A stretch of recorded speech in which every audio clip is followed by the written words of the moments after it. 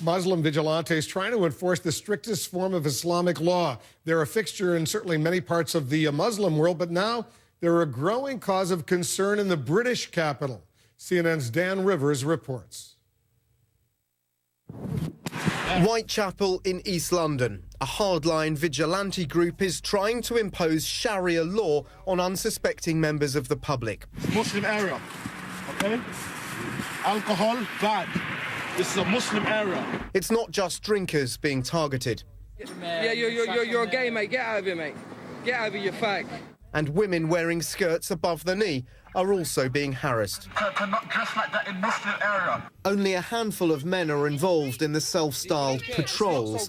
5 have been arrested on suspicion of harassment, but we joined others who haven't been picked up by the police.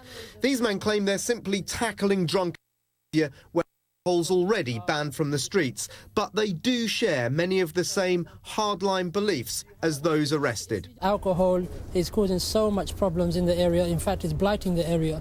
It causes crime, it causes people misbehaving and drunken and disorderly behaviour. Would you condemn then the more intimidating patrols where they seem to be trying to impose Sharia law in a part of London? I'm not here to condemn or condone anyone's action. What I'm here to say is that there's a problem. Those doing these patrols are revelling in the media spotlight, but actually the number of people involved is very, very small. The vast majority of Muslim people living in this part of East London want nothing to do with vigilantes whatsoever.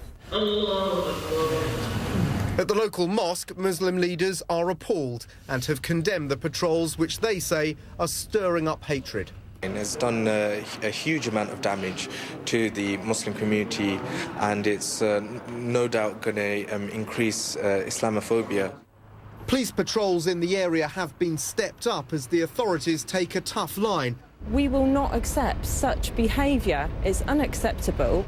Leading British Muslims like Baroness Farsi have warned their communities need to integrate better into wider society to stop extremism. In a speech in November, she said, "We've been treating our communities like foreign embassies, where rules from abroad apply and wider society keeps well out of it. And for too long, cultural sensitivities have often led our leaders to become morally blind." But there is evidence that the lack of integration is partly because in many cities across Europe, white people are moving away from ethnically mixed neighbourhoods.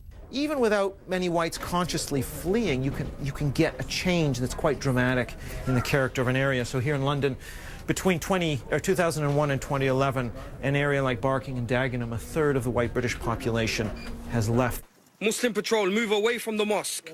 Enormous demographic changes resulting in profound challenges like the so-called Muslim patrols, which the communities themselves are now trying to tackle. Dan Rivers, CNN, London. Britain, by the way, isn't alone. Denmark, Belgium, Spain, they have all seen similar groups going after what they describe as un-Islamic behavior.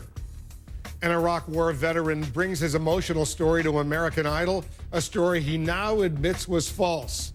And we're going live to New Orleans and the Super Bowl countdown.